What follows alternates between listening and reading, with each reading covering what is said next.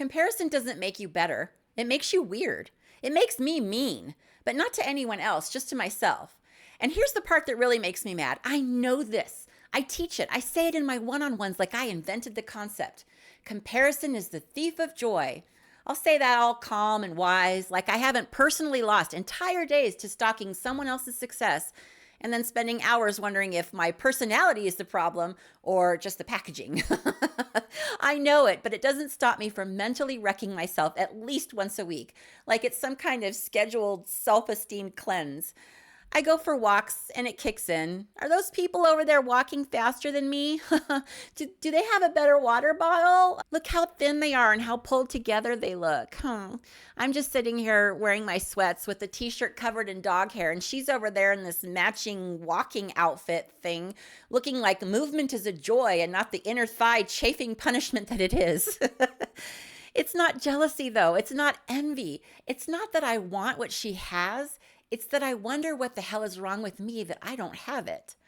I just feel like I'm failing at what I'm supposed to have figured out by now. It's self-surveillance. My brain has weaponized observation into self-destruction. I don't want their stuff. I just want the feeling that I perceive that they have, like they seem to have figured something out. Like they'd been issued an official handbook on How to Human Confident Edition, and all I got was the bootleg PDF where all the pages are out of order and one section is just a bunch of raccoon drawings. And no matter how many times I remind myself that it's not real, it still lands like the truth. But here's what I've learned. Comparison doesn't show you what's possible. It shows you where you're insecure. And if you don't catch this, it's going to keep hijacking your confidence and your choices quietly every single day. That's the trap that most people never see coming. And we're going to get to that and how it plays out and what it really costs you in just a little bit. Now, we need to talk about something that I really don't want to admit. Okay, so all of these things that I compare are pretty petty, but they also just really serve to make me feel awful. And the thing is that I get it. I deeply understand that comparison makes me feel inadequate. And that's the part that makes this worse. I'm not 28 and confused. I'm grown. I've read all the books. I've done the therapy. I have the damn tote bag that says you are enough. And I still do it. I still lose hours of my day to imaginary scorekeeping and made-up benchmarks. It's like my brain just can't witness something. It has to assign it a value, a ranking, and then it shoves me into last place. All right, let me tell you a little story. And I already hate that I'm telling you this, but transparency is my brand, so here we are. This has been eating me up lately, and I need to get it out of my bones. And I'm already getting a little bit red and embarrassed. Okay. There's another creator that you might know, Solo Second Half. I'll link to her in the description. Now, she did a few one-on-ones with me back in the day, right? A while back. She's a total delight. Charming, funny, smart, infuriating. Well, her channel has taken off, astronomically. I think that YouTube named her their emotional support human. And I am, hand to God, happy for her. Well, 43% happy and 57% irrationally spiraling and 100% pretending that I'm totally fine, which is ridiculous because I talked to her about this. I said the words to her out loud. Don't compare yourself to anyone else. And now I compare myself to her every day. What the actual hell is my brain doing? I don't even know. I think Pam is going to be a little bit surprised at this. Hi, Pam. You're doing great. Woohoo. Also, there's Silver and Solo, another incredible creator in my niche. She started after me and just hit 100,000 subscribers. So now I'm out here comparing myself to two solos. Two. It's like a multiverse of my insecurity.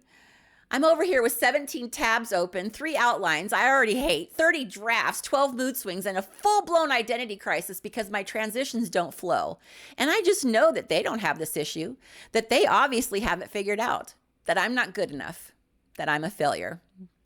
I'm curious, what is your version of that spiral? The one comparison that always wrecks you, just a little bit.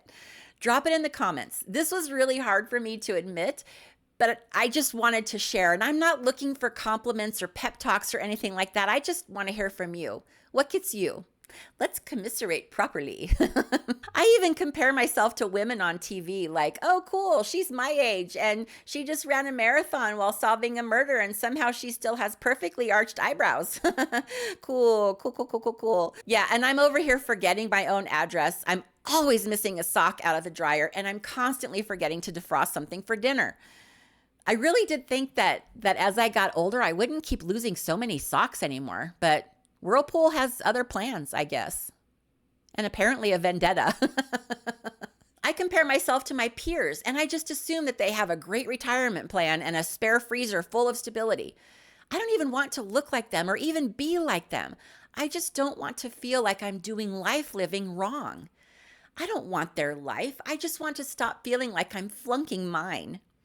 I mean, they've got to be in menopause. How the hell do they still have triceps? Why do they still have hair? What am I doing wrong? What's wrong with my body? It's not envy, it's erosion. Quiet internal proof that I'm always somehow behind. It's like comparison is my default. I compare myself to everyone I see, and then I rank myself on some invisible Sheila brain scoreboard. Blah, and shocker, I'm always losing. And the worst part is I don't even know how not to do it. It's automatic, like breathing or using way too many exclamation points and emojis in an email so I don't sound mad. And I hate how small it makes me feel. I am exhausted from quietly deciding that I'm the worst person in every room I enter. Here's the thing. If you spend all of your energy measuring your life against someone else's, you stop living the one that you've got. You're just a full-time analyst for someone else's highlight reel. Now, I used to think that comparison was a motivator. Like if I saw someone doing better, I'd rise to the challenge. But oh no. No. It doesn't inspire. It audits. It doesn't say, hey, look what you could do. It says, look what you're not doing. And by the way, your ancestors are embarrassed. I stopped trusting myself and I stopped seeing my own pace as solid. I start doubting every move I make, every choice, every sentence, every upload. I stopped seeing my work as valid because it didn't look like theirs. But the worst part is that I wasn't even comparing it to truth, just to whatever filtered version of success that I assumed that they had.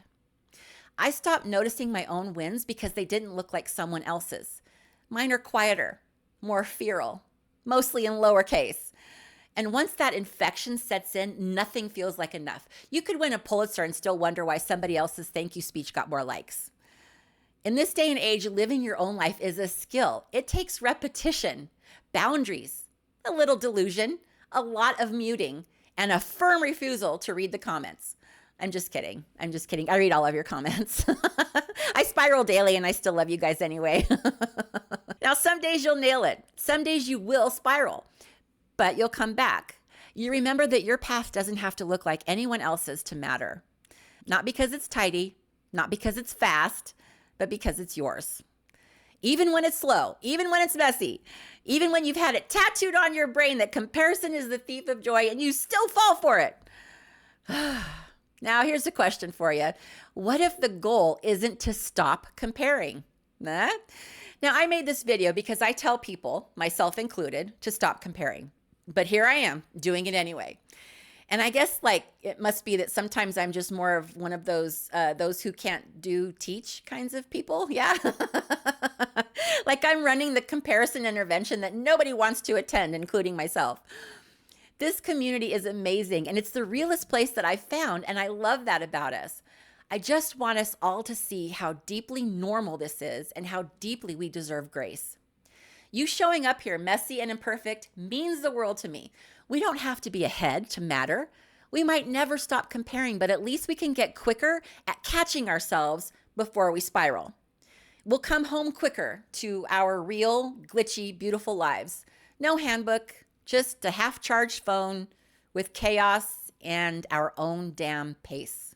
And just when you start to make peace with your own pace, you look up and realize that the entire map might have been bullshit. That's what we're going to be digging into next, because comparison is just the first trap. The deeper one is what we thought adulthood was supposed to be in the first place.